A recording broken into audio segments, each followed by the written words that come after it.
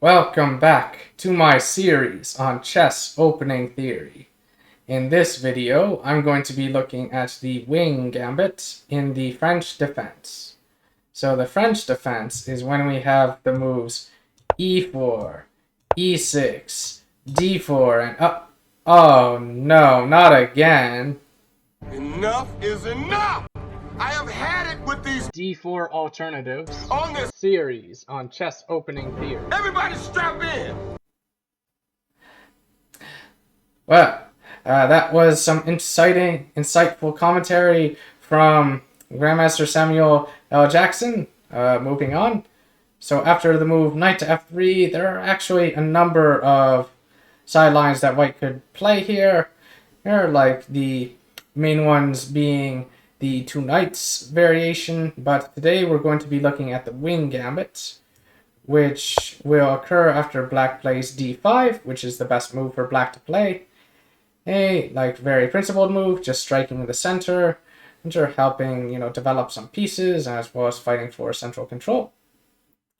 And here, white could play a move like knight c3 to play the two knights variation, but if white's going to play the Wing Gambit, then white will play pawn to e5.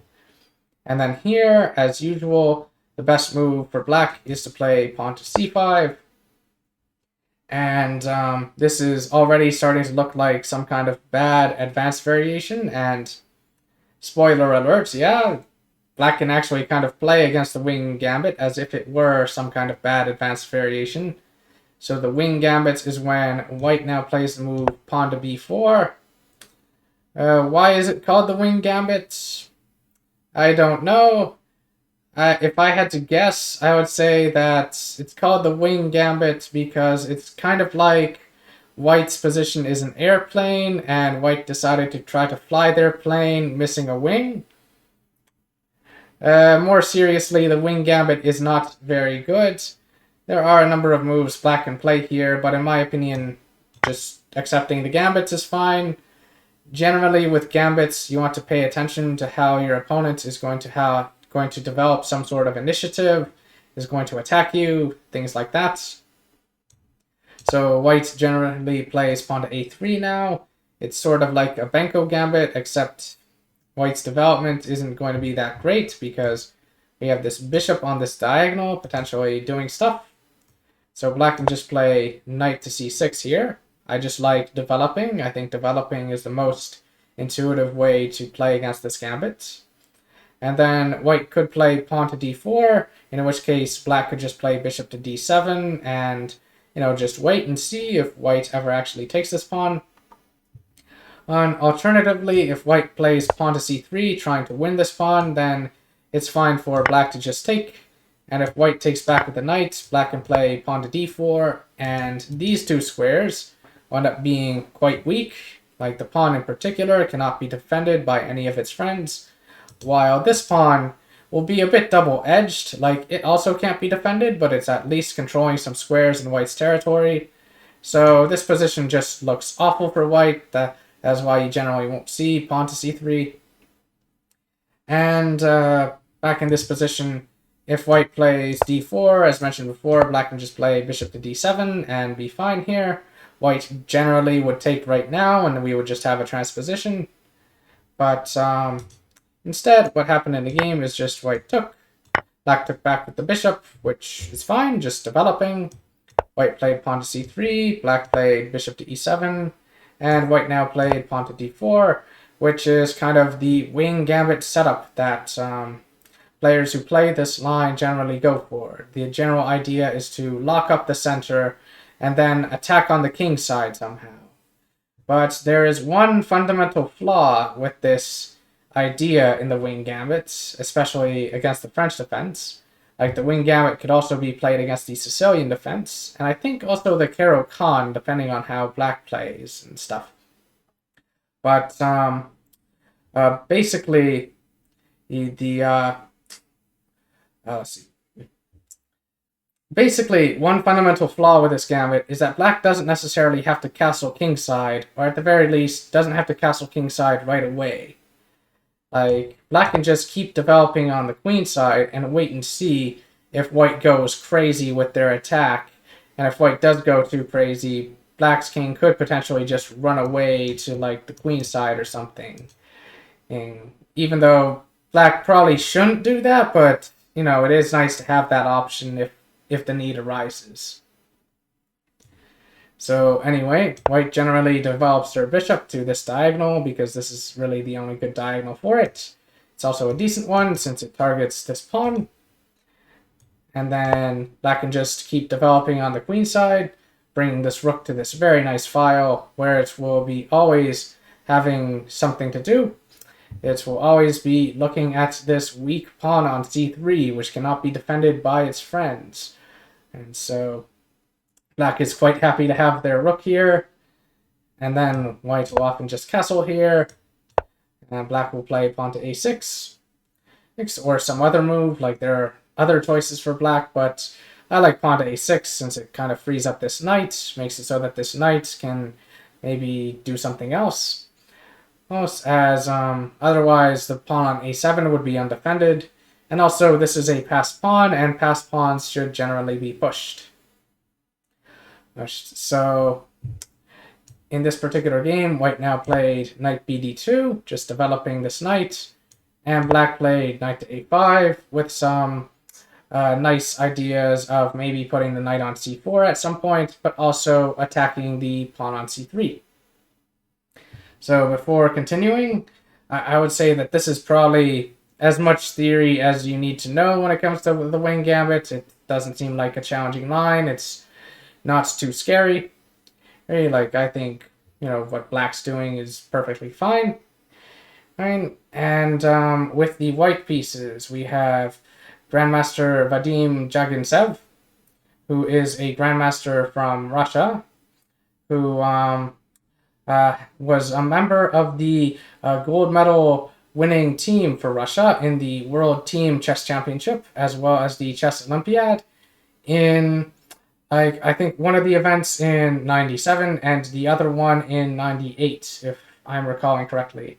He's also won a number of individual events, including the Reykjavik Open, as well as the Russian Championship.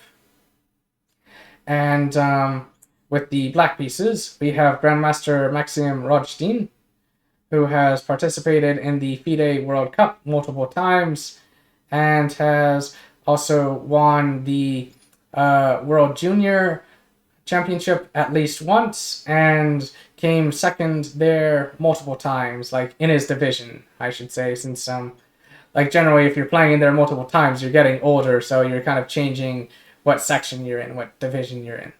And he also, I think, won the Israeli Chess Championship. And this particular game was played at the Moscow Airflow Open.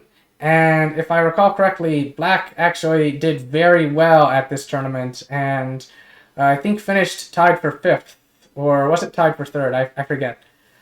I think it was tied for 3rd, but 5th by tiebreaker.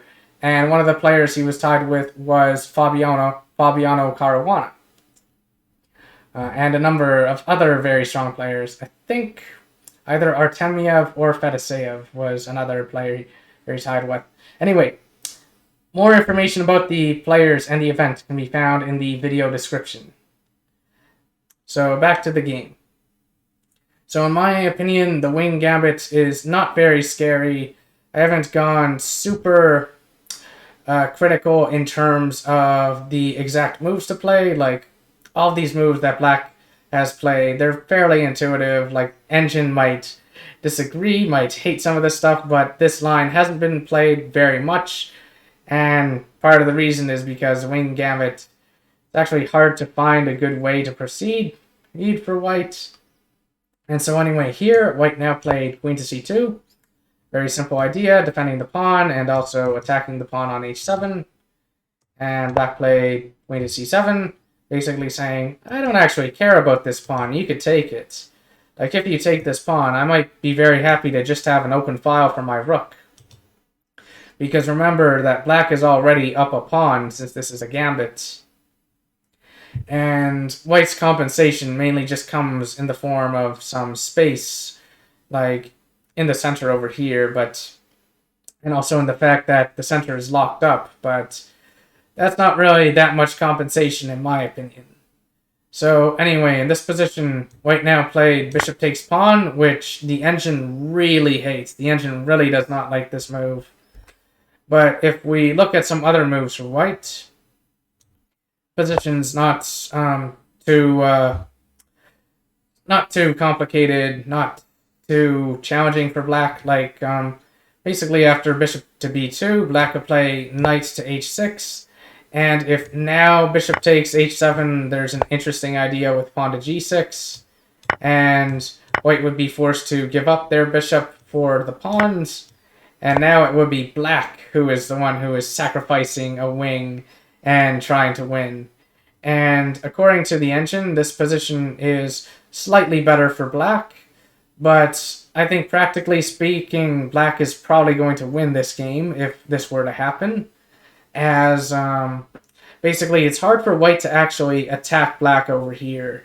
And black basically is up a piece and just needs to consolidate, just needs to bring their pieces over to their king's defense and, just try to trade queens and win the endgame. Because generally speaking, pieces will outperform 3 pawns in the endgame, especially if the pawns are not that far down the board yet, or if they're not really that big of a threat when it comes to promotion. Like, black's king is fairly close to the promotion squares of these guys.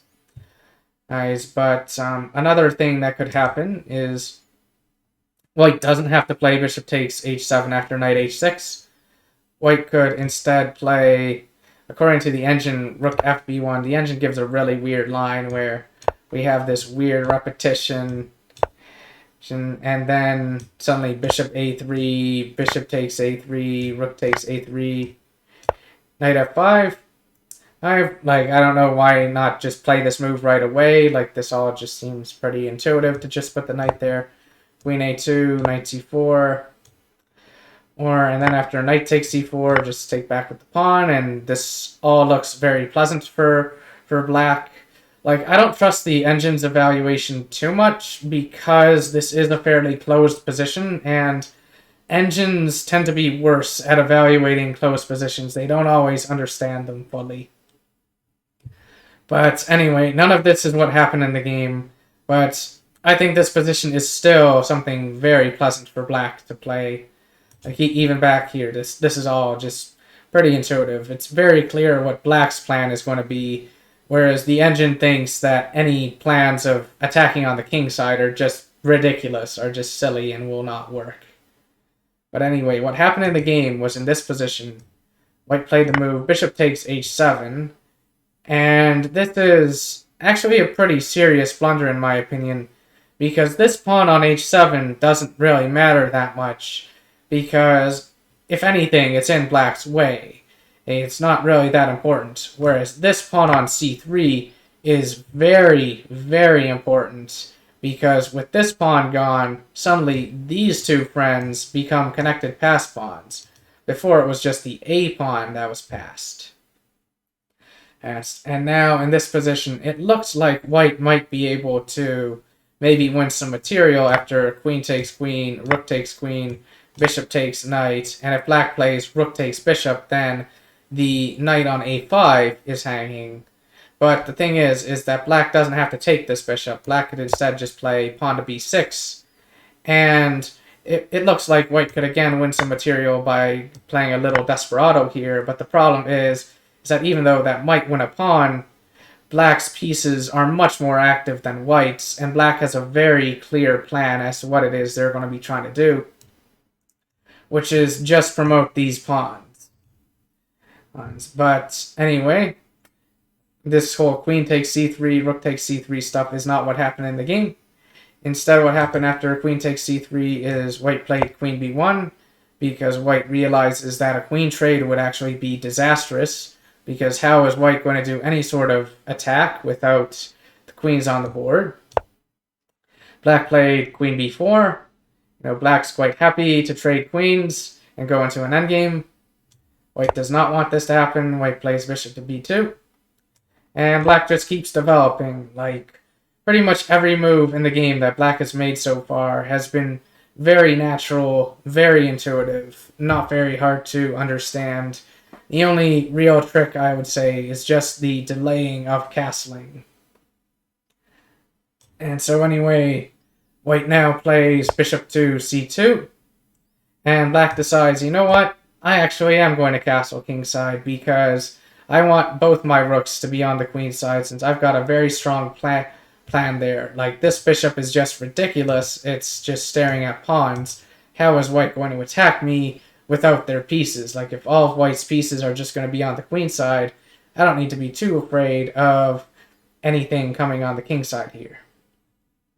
So white seems to agree and just diverts their attention to the king side, sorry, to the queen side. Black plays rook c6, getting ready to double up on the c-file.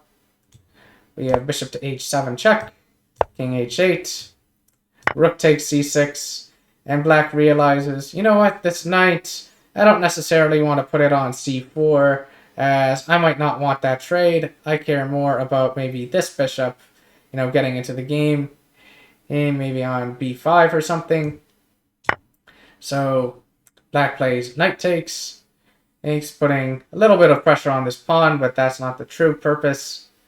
White now plays bishop to d3. According to the engine, bishop to c2 was more accurate, but white's still in trouble either way. I don't think it makes too much of a difference. Black plays rook c8. White plays queen a2. Black plays knight to a7, getting ready to put something on this square, either the bishop or the knight. Black does not want to double their pawns, as the pawns are very strong when they are connected. So that is part of the idea of this knight retreat, this knight maneuver. And in this position, white's played the move knight to b1. And if you want, you can pause the video and try to understand why this move is bad. And there isn't necessarily a tactic right away. It's more just understanding why is knight b1 so bad? What's going wrong here? I will reveal the answer in 3, 2, 1. So the reason why knight b1 is bad is because there are some back rank issues that white has to be paying attention to, and the knight is basically getting in the way of the rook's defense. So black can potentially exploit that. Now, to be fair to white, it's very hard to find a good move for them. According to the engine, the best move is to put the queen back on b1, and that's just ridiculous. But like, basically, queen to b1 would just be white shuffling their pieces back and forth. And generally speaking, if all you're doing is shuffling your pieces back and forth, the best you can hope for against a strong opponent is a draw. Like, you're either hoping that your opponent gets on with their plan and their plan doesn't work, and you're somehow able to stop it, or you hope that your opponent just makes some very silly blunder and somehow loses the game. But strong opponents will not do that. Strong opponents will be patient because they kind of have all the time in the world if all you're doing is shuffling your pieces instead of doing something to, you know, advance your own plan, or do something to just completely shut down your opponent's plan. Anyway, so knight b1 is bad because of the back rank weaknesses. Black plays bishop to b5. I'm just hitting this bishop, making white very uncomfortable. White doesn't really want to be trading pieces because the closer white gets to an endgame, the happier black is. And so, anyway, white now played the move bishop to a3, but this move isn't good. Like, black just plays queen to a4 with multiple nasty things going on. One of them being queen to d1 checkmate. Well, getting close to checkmate, I should say. Like knight e1, queen takes e1, bishop f1, queen takes f1. That will be checkmate. But anyway, in this position, white now played the move queen to e2, and black now played the move bishop takes a3. White plays pawn to h3, just making some luft for the king to get away. But sadly, this doesn't really save white, because after king to h2, black can just play queen to b4, and white is just going to be down a piece. White cannot take back on a3.